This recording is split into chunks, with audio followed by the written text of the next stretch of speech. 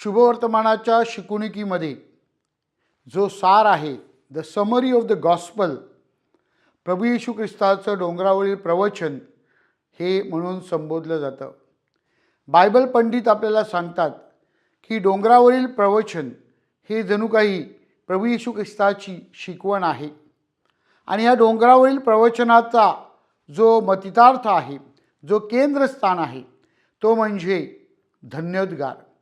मत्तईच्या शुभवर्तमानामध्ये अध्याय 5, 6 आणि 7 हे डोंगरावरील प्रवचन आहे.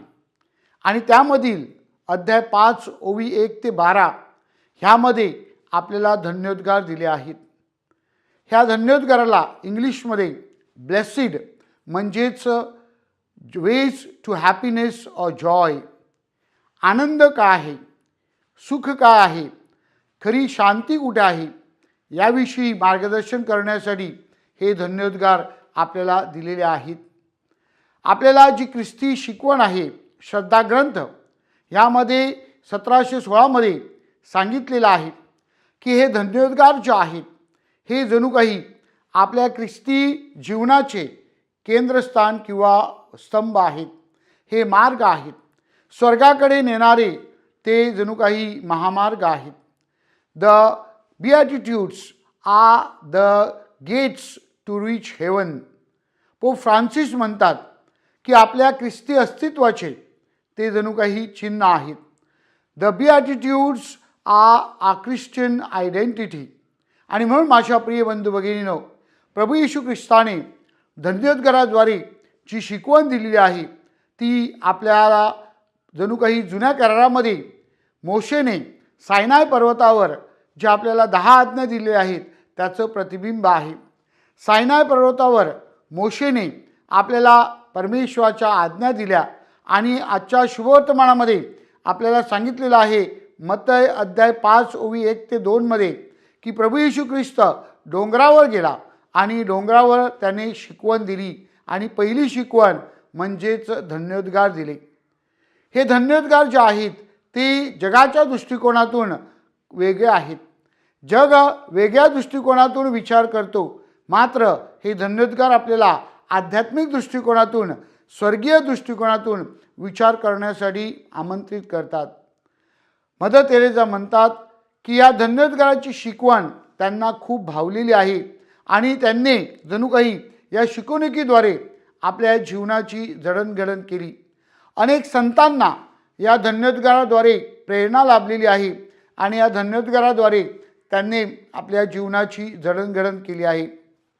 मत्तईच्या शुभवर्तमानामध्ये अध्याय 5 ओवी 1 ते 12 मध्ये आपल्याला 8 धन्योद्गार देण्यात आलेले आहेत. आणि हे जे 8 धन्योद्गार आहेत त्यावर आपण चिंतन केलं तर निश्चितच प्रभू येशू ख्रिस्ताची शिकवण कशी महत्त्वाची आहे, कशी आध्यात्मिक आहे, याविषयी आपल्याला बोध समजतो. बिशप बॉस्को पेन्ना सेमिनरीमध्ये आम्हाला शिकवत असताना सांगत होते की आपण सर्व धन्योद्गार आचरणात आणावेत अशी परमेश्वर आपल्याकडनं अपेक्षा करत नाही. मात्र आपण कोणता तरी एक धन्योद्गार निवडावा आणि त्यानुसार आपण आपल्या जीवनाची जडणघडण करावी की जेणेकरून आपल्याला स्वर्गराज्यामध्ये प्रवेश मिळण्यासाठी मदत होईल.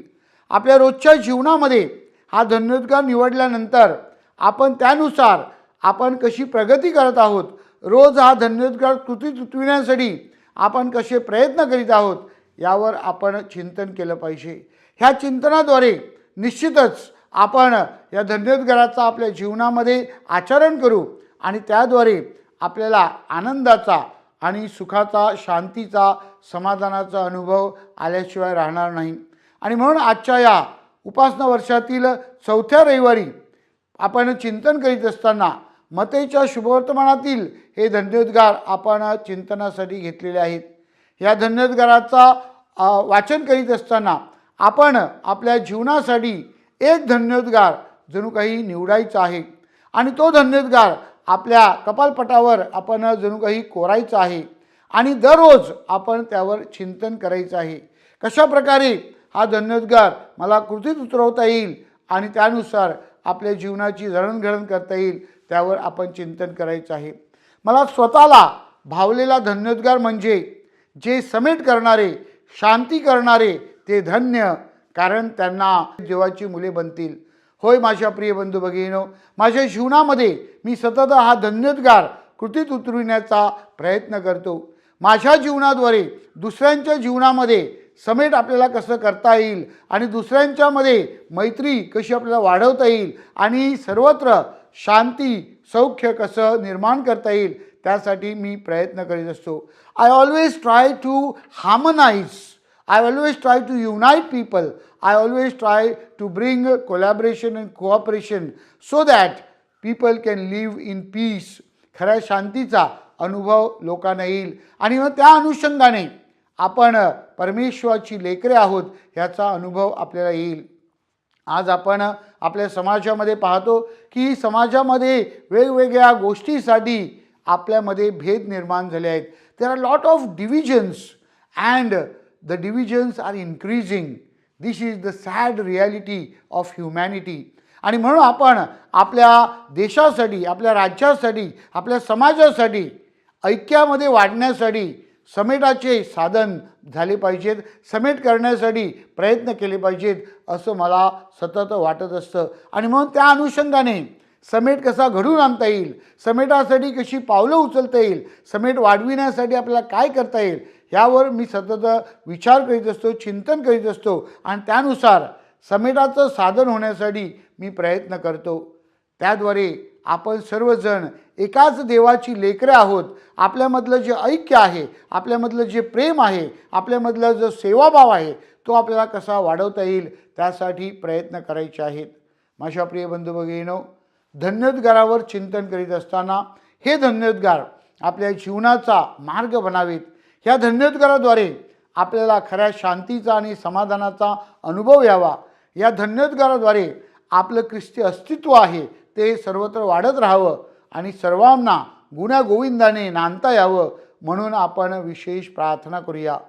ह्या धन्योद्गाराबद्दल ख्रिस्ताचे आपण आभार मानूया आणि मदर तेरेसा आणि इतर संतांनी ज्याप्रमाणे हे धन्योद्गार कृतीत उतरविण्याचा प्रयत्न केला तसेच आपण देखील कृतीत उतरविण्याचा प्रयत्न करूया आणि आपण देखील देवाचे धन्य बनूया.